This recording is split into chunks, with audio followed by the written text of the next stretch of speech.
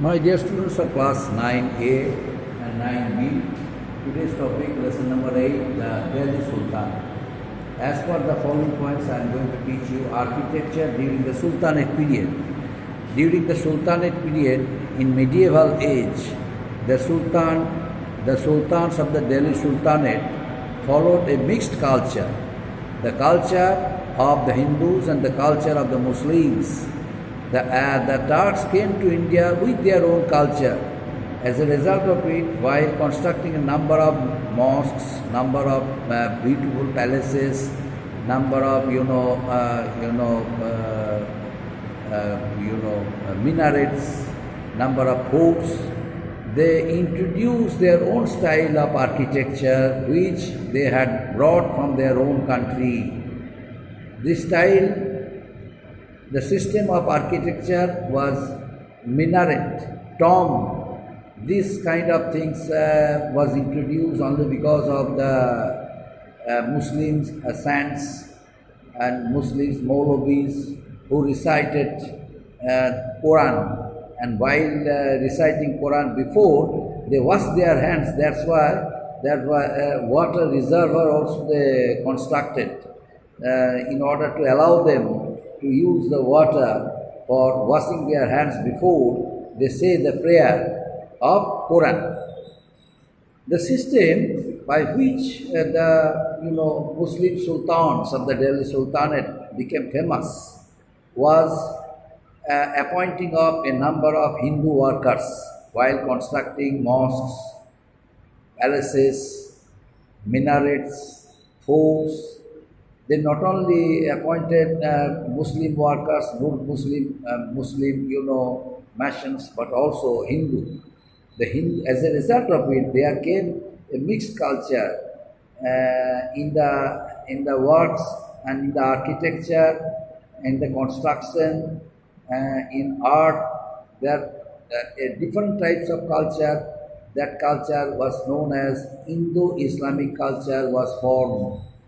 And as a result of it, that effect reflected the style and art of the Delhi Sultanates, and that Hindu-Muslim culture attracted millions of travelers who usually comes to see the buildings which are constructed during the time of Delhi Sultanate.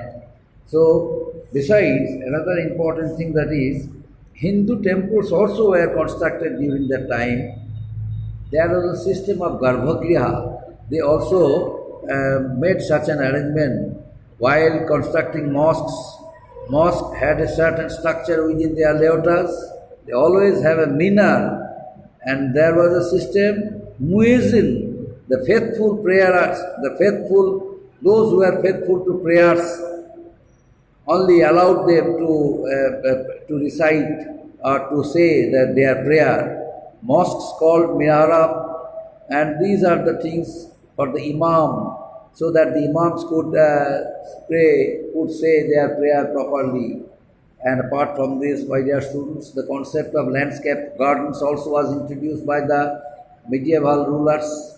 The Delhi Sultanates introduced in India, and besides, the mosques, palaces and tombs had they all well-lit gardens. They introduced only the Delhi Sultanates, the concept they brought from their own places. And now, the social impact of the Sultanate. Now, the Hindu culture. The Hindu culture I discussed that the Hindu saints were allowed to give some suggestions to the Delhi Sultanates regarding the process of construction of their temples. There was a Garbhagriha where their deities also were installed, so that the Hindu worshippers must worship their god or goddesses. Their system also was introduced, although the Delhi Sultanates were an intolerant ruler. They were not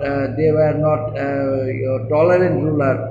They had no religious tolerance, but they were religiously intolerant ruler, but still they realized it that India was a Hindu country, Hindu majority country, so they must provide some facilities some facilities to the Hindu people, so that they must have faith on the Muslim rulers.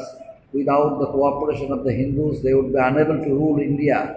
That's why, in order to satisfy their need and expectations, the Delhi Sultanates also allowed the Sands to construct some temples, and there was a system of Garbhagriha, and the deities were installed there.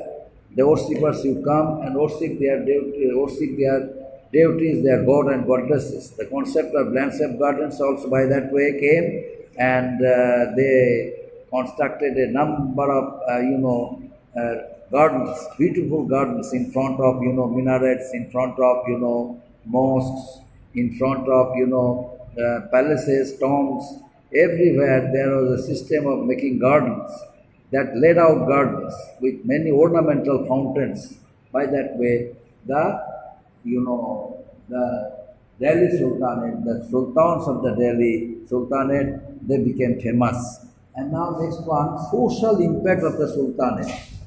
The social impact of the Sultanate, the social impact. There was a social impact of the Sultanate. How? Because culturally they introduced their own culture, socially, politically, they introduced their own practices in order to make them powerful, in order to make them acceptable to the people. And at the same time, the Afghans were different from the local Hindu lifestyle. So while the sultans and the kings administered the country, administered their kingdom, and controlled the empire, the common people began to actually live mixed with one another, sharing their experiences and discovering things about each other from the Delhi Sultanates or Delhi Sultans. The Turkish rulers knew that they needed the cooperation of the Hindu people of India, since it belonged to a Hindu majority country. That's why both the Hindu and Arabic cultures gave a birth to a new language, Urdu. The new language, Urdu. And afterwards, the preachers also allowed to preach their religious concepts. But there was no concept of Shaivism or Vaishnavism, but only the preachers gave importance to preach the gospel of bhakti. And that's why pure devotion or bhakti movement also was started during the medieval age, only because of the reason there was no particular concept like Vaishnavism or Shaivism, but only the concept of pure devotion or bhakti movement, which was started by the saints, Hindu saints during medieval period. These saints cut across the caste barriers and spread the religion of tolerance and love, sympathy. By that way, the social distinctions which were there were important aspects of the medieval period, social distinction. The distinguished people like nobles, like nobility or Hindu, whether they were Hindu or Muslims, they remained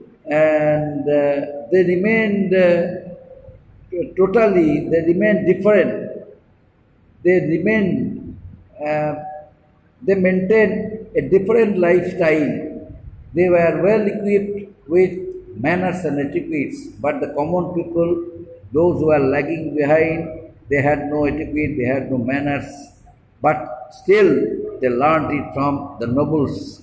And ultimately the nobility formed a coteries around the ruler and created for them for the first time an urban court culture. An urban court culture introduced automatically, but distinct from the vast, simple and rural world of the farmers and artisans. The farmers and artisans who were there, who cultivated crops, artisans who made different types of goods from their houses. They had no culture, they had no etiquettes, they were actually barbarous people.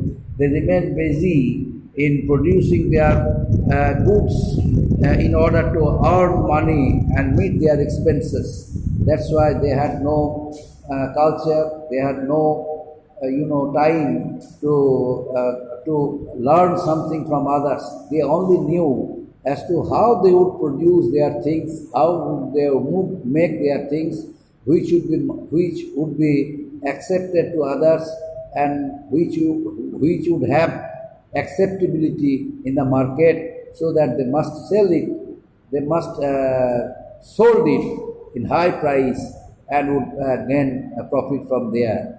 That's why they had no manners, no etiquette. But someone in course of time of them learned something. The manners of etiquettes is from the nobility of both Hindu and Muslims during the medieval period. Apart from this, the age also witnessed a remarkable development in the field of, agricultural, in the field of agriculture and agricultural production, because most of the lands were fertile, peasants and farmers they cultivated, and those are the Arabs, the Turks, those who came and established their own kingdom, own rule in India. They came from the barren land. They had no concept, but they realized that such a place where they had come to rule, most of the lands were fertile. So peasants and farmers, those who were cultivating crops, they must impose high amount of taxes. There was no burden. Peasants and farmers, they never hesitated to pay taxes within the time allotted for them, and by that way, the relationship between the Delhi Sultans and the countrymen was very healthy, and ultimately the Sultans constructed large, big mosques and buildings, palaces for leading a very happy and prosperous life, a very comfortable life. And afterwards, the style, the minaret and the architecture, dome, arches, whatever they introduce in the system of architecture in their mosques, tombs, and other palaces and buildings, that act of things they introduced, they brought from their own country, and at the same time they also appointed masons, workers, laborers from Hindu group. As a result of it, they are formed a new style, Indo-Muslim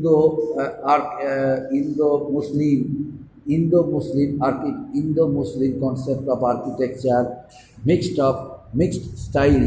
architecture of Hindu-Muslim architecture, Hindu-Muslim concept, and ultimately that architecture also attracted the people, the visitors.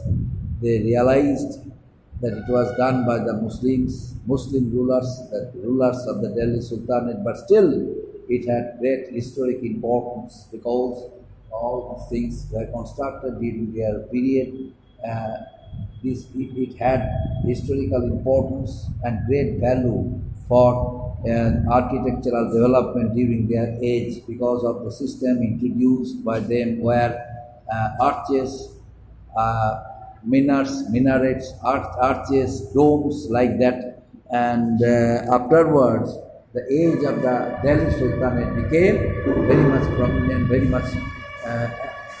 much a good age in the history of medieval period, because of their architectural development of Hindu culture, development of social culture, political culture, role of the saints. A number of saints were allowed to create their own concepts, and as a result of it, there was no Vaishnavism, there was no Shaivaism, but only the concept of Bhakti movement was started by the saints, and the devotion of love, sympathy, the concept we got from the age of the medieval age, under the patronage of the Delhi Sultans of medieval age.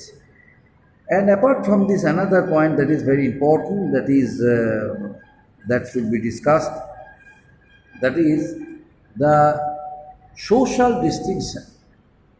Hindu-Arabic culture, which gave a birth to Urdu language, at the same time it also gave a birth to other languages. Parsi language we came to know from there, Urdu we came to know from there, the language which were used, which were the language by which the Hindu people talked, Hindi language, it mixed with the language Parsi and formed a new language that was Urdu language. But at the same time, common people began to live mixed with another, sharing their experiences, discovering this about each other, to learn each other, so that they must live happily during the medieval age. That's why during the medieval age, under the sultans in the country of India, there was no distance, but there was no, there was no social distinction. Although social distinction was there, but as a whole, most of them, they learned one thing, that they would have to live peacefully without fighting against each other. That's why there was a relationship, a brotherhood, healthy relationship, helped the sultans to rule that country successfully. Up to this, my dear students, thank you.